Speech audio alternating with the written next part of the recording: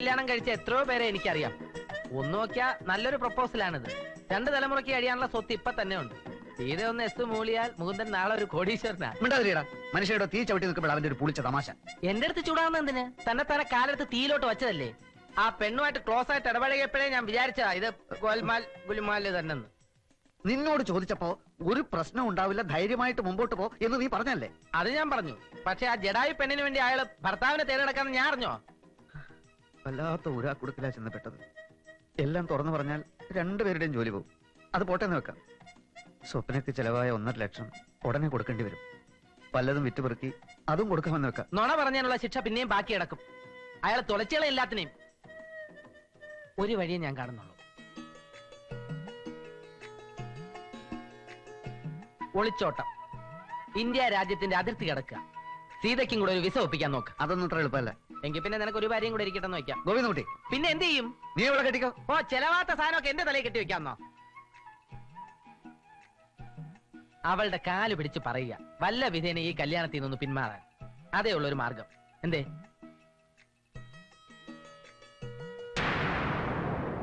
Sir, പലിശക്ക് പണം വാങ്ങിയാണ് ticket എടുത്തത്. സാർ ഇങ്ങനെ പറഞ്ഞാൽ എന്റെ ട്രാവൽ ഏജൻസി കുളം തോണ്ടി പോകത്തുള്ളൂ. വിധിയെ തടുക്കാൻ ഈശ്വരന് പോലും കഴിയില്ല. എന്റെ വിധി സാറിന് മാറ്റാൻ നോക്കും. എന്റെ പേരും പറഞ്ഞ് വേറെ ആരെങ്കിലും ടിക്കറ്റ് എടുത്താൽ ഞാൻ എങ്ങനെ ഉത്തരവാദിയാകും? ഇപ്പൊ ആരടാ? ടിക്കറ്റ് ക്യാൻസൽ ചെയ്താൽ പണം മടക്കി കിട്ടുമല്ലോ. പലിശക്ക് പണം എടുത്ത് വാങ്ങിച്ച ടിക്കറ്റ് ആ പലിശ താൻ തരുമോ? താൻ മുകുന്ദൻ എന്താ വിളിച്ചത്? താനെന്നോ? അല്ല സാർ, നമ്മൾ തമ്മിലുള്ള പ്രശ്നത്തിന് ഇയാൾ കയറി ഇടപെടുന്നതിന്. ഇടപെടുപെടോ? ഇനി അങ്ങോട്ട് ഈ സ്ഥാപനത്തിന്റെ എല്ലാ ചുമതലയും മുകുന്ദനാണ്.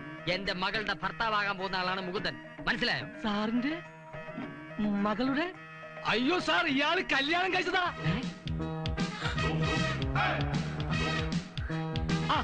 നിൽക്കുന്ന സ്ത്രീയാ ഇയാളുടെ ഭാര്യ. എന്താ താൻ പറഞ്ഞത്? ഞാൻ പറഞ്ഞത് എനിക്ക് അറിയാവുന്ന സത്യം, എന്റെ കണ്ണുകൊണ്ട് ഞാൻ കണ്ട സത്യം. എന്റെ അമ്മാവ് സാക്ഷിയാണ്. സാറിന് വിശ്വാസമില്ലെങ്കിൽ ഞാൻ എന്റെ അമ്മാവ് വിളിച്ചോണ്ട് വരാം. അല്ലെങ്കിൽ എന്തിനാ? 1 മിനിറ്റ് സാർ. പറ, സത്യം പറ. ആ നിൽക്കുന്ന മനുഷ്യനല്ലേ ചേച്ചിയുടെ ഭർത്താവ്? സത്യം പറ, പറ, സത്യം പറ. സത്യം എന്നത് തുറന്ന് പറ. പറ, പറ, പറ, സത്യം പറ, പറ. എന്റെ ഭർത്താവ് ആരാണെന്നത് താനല്ലേ നിശ്ചയിക്കേണ്ടത്. ആശ്വാസമായി. ചേച്ചി, thank you very much. Thank you. ഇപ്പോൾ തീർച്ചയായും സാർ, ഗോവിന്ദൻകുട്ടി തന്നെ അവരുടെ ഭർത്താവ്. വളരെ വില കൂടിയ അരിയാണ് എനിക്ക് ഇപ്പോൾ കിട്ടിയത്. ഈ അരിയോടുകൂടി എന്റെ എല്ലാ പ്രശ്നങ്ങളും തീർന്നു. ഇതെന്റെ അമ്മാവനെ കൂടി അറിയിച്ചാൽ എന്റെ എല്ലാ റൂട്ടും ക്ലിയർ ആയി. ഇതെന്താണ്? വൃത്തിയിട്ടവൻ.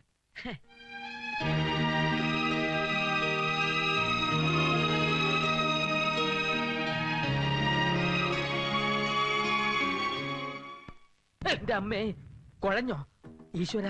അതുകൊണ്ട് നിന്റെ അമ്മാവൻ എന്റെ MD യെ കാണാൻ പാടില്ല. അഥവാ കണ്ടാൽ തന്നെ അവർ തമ്മിൽ നിന്റെ കാര്യവും എന്റെ കാര്യവും ചർച്ച ചെയ്യുന്ന ഒരു സൗഹൃദ സാഹചര്യം എന്തായാലും ഉണ്ടാവരുത്. ശ്രമിച്ചു നോക്കാം. ഫൽഗു എവിടെ ഉണ്ട്?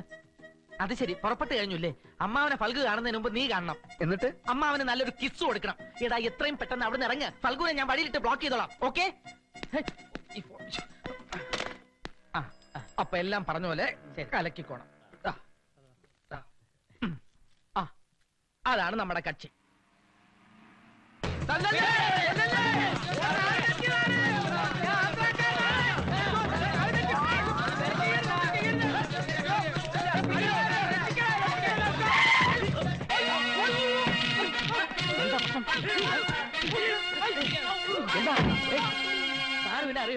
ഫൽഗു, ഞാൻ നിന്റെ കത്തിനാണെന്ന്. എന്റെ കത്തിനോ? എനിക്ക് അയാളെ പരിചയം പോലുമില്ല. ആരാ താങ്കൾ? അയ്യോ, എന്താ പ്രശ്നം? എന്താ ഫൽഗു? എവര് പറയാൻ ഞാൻ ന്യൂയോർക്കിലേക്കുള്ള 50 ടിക്കറ്റിന്റെ കാശും വാങ്ങിയിട്ട് മുങ്ങി നടക്കുകയാണെന്ന്. നീ അതും ചെയ്യും, അതിന്റെ അപ്പുറം ചെയ്യും. തല്ലി ചതക്കിനെ. ഞാൻ ഇവനെ പോലെ ട്രാവൽ ഏജൻസി നടത്തുന്നവനാ. എന്നെ പറ്റി വല്ല കംപ്ലൈന്റ്സും നിങ്ങൾ കേട്ടിട്ടുണ്ടോ? സാറിന്റെ പേരെന്തോ? I am Salem Phalgu, proprietor of Gayathri travels. അത് ശരി. അപ്പൊ ഇവനാണ് നമ്മുടെ മൊയ്തീന് വിസ കൊടുക്കാമെന്ന് പറഞ്ഞ് കാശ് വാങ്ങിച്ചിട്ട് മുങ്ങിയത്. അറിയണ ഇവനെ.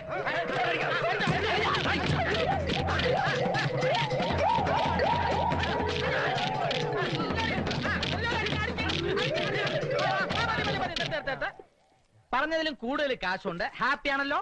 ഒരു പൊട്ടക്കിണർ, അതിനകത്ത് ചിലപ്പോ പ്രാവും കുയിലും കൂടുകൂട്ടിയെന്നിരിക്കും. വിഷം ചീറ്റുന്ന മൂർഖനും അണലിയും കണ്ടെന്നിരിക്കും. പുറമേ നിന്ന് നോക്കുമ്പോ നമ്മൾ ഇതിനെയൊന്നും കണ്ടെന്ന് വരില്ല.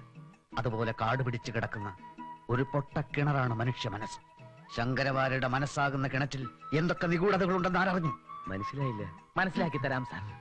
ഈ അവാർഡ് പടം പോലെയാണ് മനുഷ്യന്റെ മനസ്സ്. നമ്മൾ കാണുന്നതൊന്ന്, മനസ്സിലാക്കുന്നത് മറ്റൊന്ന്, സംവിധായകൻ ഉദ്ദേശിക്കുന്നത് വേറൊന്ന്, അവാർഡ് കമ്മിറ്റി കണ്ടെത്തുന്നത് ഇതൊന്നുമല്ലാത്തതൊന്ന്. അതുപോലെ ദുരൂഹതകളുടെയും പിടികിട്ടാ വള്ളികളുടെയും ഒരു ഗുഹയാണ് എന്റെ അമ്മാവന്റെ മനസ്സ്.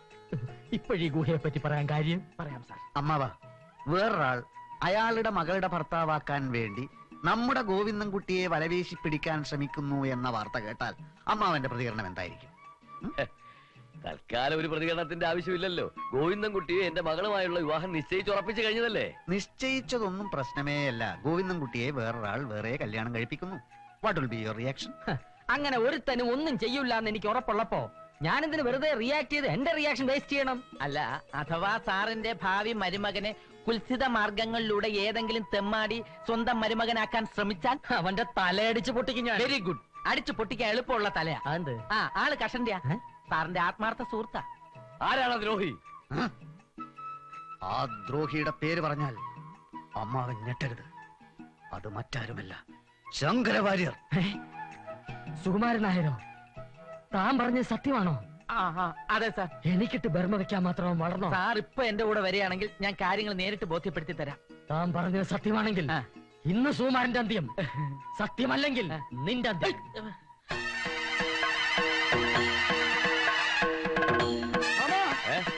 അറിഞ്ഞു ഗോവിന്ദൻകുട്ടിയുടെ കല്യാണ കാര്യം. അതെ അതെ മാമ, ഇവര് വിശ്വസിക്കരുത്, കള്ളനാണ്. ഇവന്റെ ഭാര്യയിൽ അവന്റെ ഭാര്യ, അവന്റെ ഭാര്യയിൽ ഇവന്റെ ഭാര്യ, ഇവന്റെ ഭാര്യ അവൻ കെട്ടിയാലും അവന്റെ ഭാര്യ ഇവൻ കെട്ടിയാലും ഇവന്റെ ഭാര്യ അവന്റെ ഭാര്യ ആവുമ്പോ എന്തായാലും നിന്റെ ഭാര്യ തമിഴത്ത് തന്നെ. അമ്മാവക്കർ, സാറുമായിട്ട് ഇത്രയും നല്ലൊരു ആത്മബന്ധം ഉണ്ടായിട്ടും ഇങ്ങനെയൊക്കെ ചെയ്യാന്ന് പറഞ്ഞാൽ അത് ശരിക്കും ചതി തന്നെയാണ്. വെറുതെ വിടരുത് അയാളെ.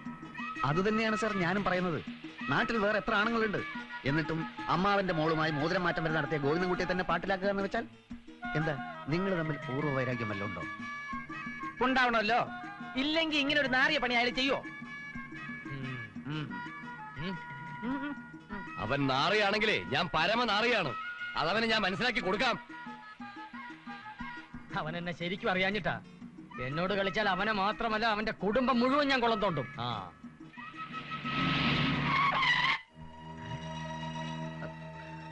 കണ്ടോ സാർ, ഇപ്പൊ എങ്ങനെയുണ്ട്? മരുമകനാക്കാൻ വേണ്ടി 24 മണിക്കൂറും കൂടെ കൊണ്ട് നടക്കുക.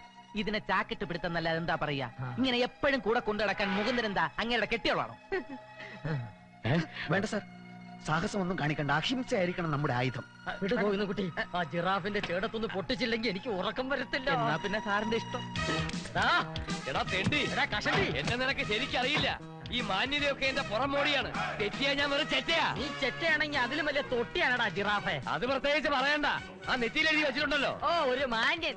പണ്ട് കോളേജിലെ മണി അഴിച്ചോണ്ട് വിറ്റ് വെള്ളം അടിച്ചവനല്ല തെണ്ടി നീ, കള്ള കാഫറെ ജിറാഫെ. ലേഡീസ് ഹോസ്റ്റലിലെ പെൺവേഷത്തിൽ കയറി വാച്ചറുടെയും നെടികൊണ്ട് 3 മാസം ആശുപത്രി കിടന്നവനല്ലടാ ചെറ്റ. അല്ലടാ, ഞാൻ ഇനി 6 മാസം കിടക്കും. ഞാൻ ഇനിയും പെർമിഷൻ കിട്ടും. നിനക്ക് എന്ത് ചെയ്യാൻ പറ്റൂടാ? ചെയ്യടാ, എന്നാ ചെയ്. പന്നി, നീയല്ലേടാ അന്ന് എന്നെ സാരി ഉടുപ്പിച്ച്? നീയല്ലേടാ എന്റെ ബ്ലൗസിന്റെ ഹൂക്കിട്ടത്? അത് ശരി. അരിയും തിന്ന് ആശാരിച്ച് നീ കടിച്ചിട്ട്? ഏത് ആശാരിച്ചേടാ ഞാൻ കടിച്ചത്? പാടുപെട്ട എന്റെ മോക്ക് ഞാനൊരു ചെറുക്കനെ കണ്ടുപിടിച്ചപ്പോ അവനെ തന്നെ നിനക്ക് വേണം, അല്ലടാ തെണ്ടി. അതേടോ, അവനെ ഞാൻ എടുത്ത താൻ എന്റെ ഞൊട്ടുപോടോ. എങ്കിൽ പിന്നെ അത് തന്നെ എനിക്കൊന്ന് കാണണം. അതിന് വെച്ച വെള്ളം വാങ്ങി വെച്ചേ. അതിനു മുമ്പ് അവനെ എന്റെ വരുമാനാക്കും. ഞാൻ എന്നെ ഒരു പല്ലും ചെയ്യില്ലടോ.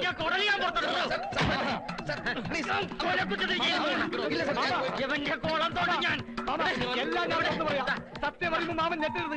ഈ ഗോവിന്ദൻകുട്ടി വേറെ കല്യാണം ഞാൻ കഴിക്കണമെന്നോ? അത് എന്നെ കിട്ടൂലടാ അമ്മാവ. ഇവൻ എം ഡിയുടെ ആളാ. കാശ് വാങ്ങിച്ചോണ്ട് ഇവൻ വേറെ കല്യാണം കഴിക്കണമെന്ന് പറയാം. എം ഡി അല്ല, ഏത് തെണ്ടി പറഞ്ഞാലും ഞാൻ അമ്മാവന്റെ മോളെ കെട്ടു. അതാണ് എന്റെ കണ്ടീഷൻ. മാമൻ വേറൊരു മാമൻ പോലെ ഇരിക്കില്ല മാമ. നീ പോടാ.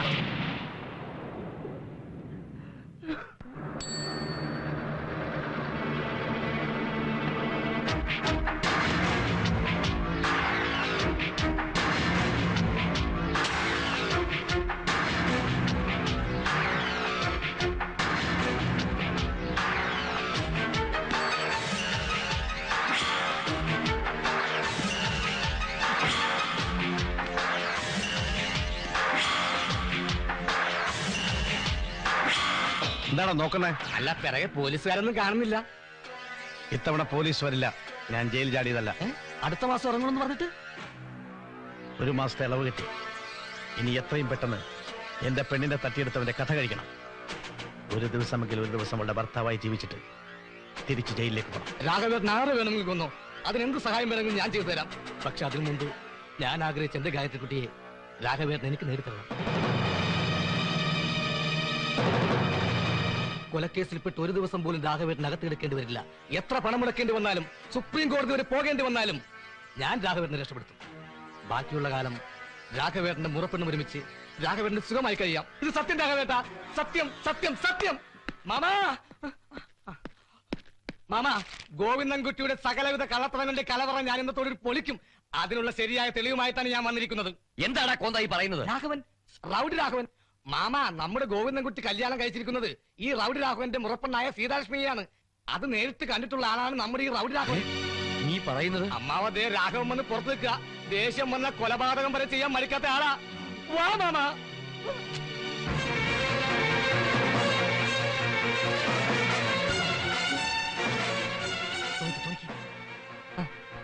ഇവൻ പറഞ്ഞ സംഭവങ്ങൾ താൻ കണ്ടതാണോ? ഞാൻ കാണാമെന്നല്ല, മര്യാദയ്ക്ക് അവനെ പുറത്തുവിട്ടിലേക്ക് എല്ലാത്തിനും അരിഞ്ഞുകളയും. ആള് തെറ്റിയതാണോ? ഇപ്പൊ അവനെ കണ്ടാ തിരിച്ചറിയോ? എന്റെ കുടുംബജീവിതം തകർത്ത തെണ്ടിയെ ഞാൻ വെറുതെ വിടില്ല. എന്റെ കണ്ണിൽ നിന്ന് അവൻ മാത്രമേ ഉള്ളൂ. ഇത് വിശ്വസിക്കാമോ? അതോ വല്ല തെറ്റിദ്ധാരണയാണോ? മാമാ, ഒരു തെറ്റിദ്ധാരണമില്ല. ഞാനിപ്പോ കാണിച്ചു തരാം. രാഘവേട്ട, ഒരു നിമിഷം കൂടി.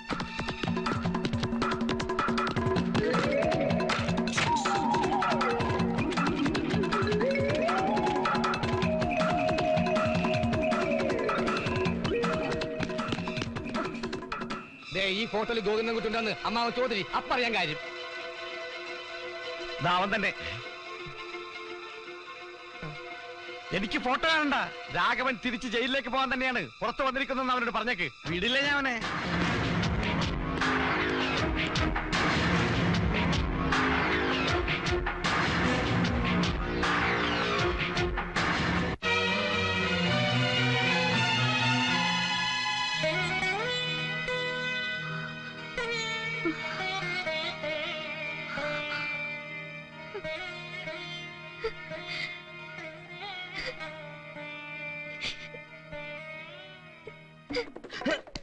സീത എവിടെ? എന്തോ വാങ്ങാൻ പുറത്തു പോയി. എന്തേ? ആ കാർക്കോടകി വരുന്നുണ്ട്. അരെ, നിന്റെ പുതിയ ഭാര്യ. യെസ്.